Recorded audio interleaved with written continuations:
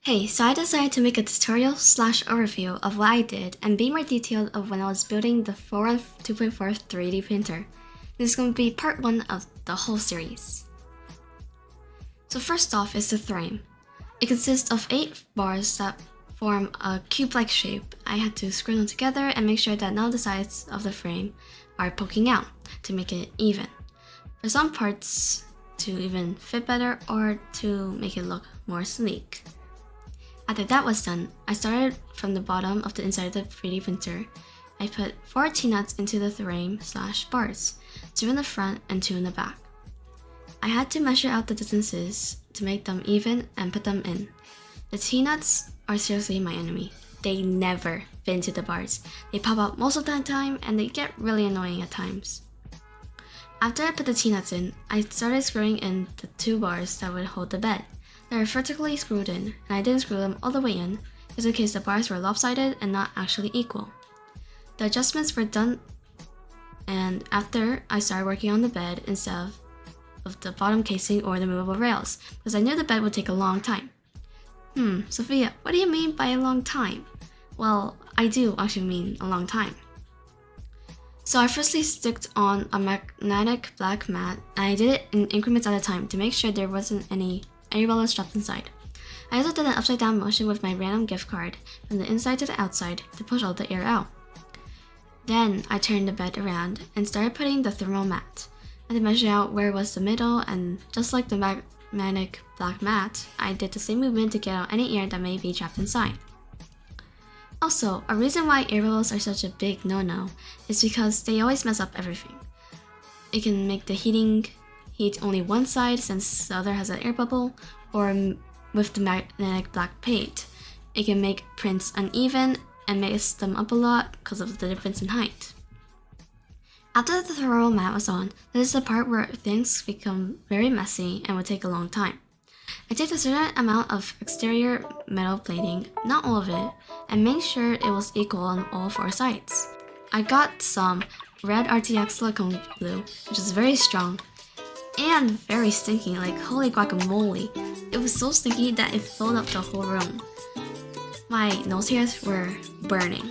Sorry for getting a bit off track, but let's continue on.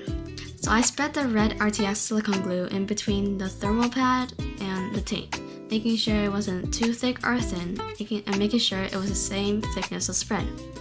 I spread it around with another random gift card around. I used a lot of gift cards when building this 3D printer, like seriously a lot. The red RTX silicone glue takes 24 hours to fully dry, which is what I meant by a long time. But in the meantime, I started working on putting in the movable rails. I did the same method of skipping and putting a T-nut, and I decided to put the extra in the middle facing the opposite way of the T-nut next to it so I wouldn't touch T-nut butts. I regret saying T-nut butts now. I also recommend greasing up your movable rails because you need them to be smooth enough to move, but not too greased up that they wouldn't be able to stop mid-movement. I screwed in where the T-nuts were and made sure that they weren't tight, so it'd be easier if I needed to move the T-nuts slightly. Also, I forgot to mention that I couldn't just move the movable rails since they needed to be a certain distance apart from the top and bottom bars. I repeated it 3 more times for the other rails and started doing the bottom casing. I put the bottom casing on, but I am not screwing it in yet since I will be putting in these DIN rails, or DIN rails, I don't really know what they're called. Make sure to get the right kind of DIN rails, because mine did not have the right amount of spacing in the gaps, and it needed to be drilled to make it bigger. I put 4 T-nuts of where the DIN rails are going to be, and I screwed them in with 4 more screws. Make sure that you measure whether they are the perfect right angles, so you can tell if they are straight. Then I started doing the C drive assembly, starting with the bottom motors. I had to attach a lot of motor mounts and heatsets and etc. I put 2 T-nuts at the side of the corners, and I started to screw the main motor and the smaller ones. The smaller motors, I had to push it through the bigger motor belt-like thing, and then I screwed in this part, but not too tight, and then I pushed the belt tensioner in. A few tips I would give is when you're screwing in multiple things, like the movable rails, that need to be screwed into multiple Tnuts, you should do like all of them at the same time. Or like do one and then, but not too tight, like maybe 2 spins. Or I'm just estimating here, 2 spins, and do all the others 2 spins, and then keep on doing that to make sure that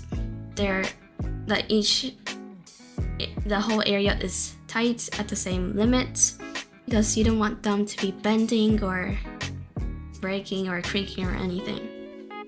It would make it become straighter and it'll be way easier.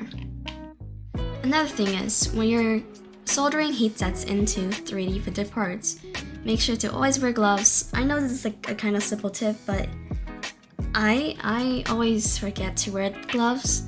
I sometimes burn myself. Not really burn myself like too harmful or too dangerous, but it's always safe to wear gloves. Also, another tip is to get a gift card or a random cardboard that is like thick or strong. It will help you push in the heat tests and make it even without you physically touching it. Another tip is, when you're putting in the Tnuts, you shouldn't use your hands. So, since my Tnuts are very hard to put in, some of them didn't even fit. They weren't even the right size from the kit I got. So I had to like order new ones that were trustable and so they could actually fit. But a tip is to not use your hands, and you should teeter-totter it with a screwdriver or something that is not too sharp, because it might ruin the Tnut hole. And make sure not to go too hard, or you just might ruin the Tnut hole. And just teeter-totter it very slowly, or teeter-totter it on one side and put pressure on it so they can pop in easier. And that's it. This is the end of part 1. Like the video if you enjoyed it, and if you want to learn more, subscribe to stay tuned about video updates. Goodbye.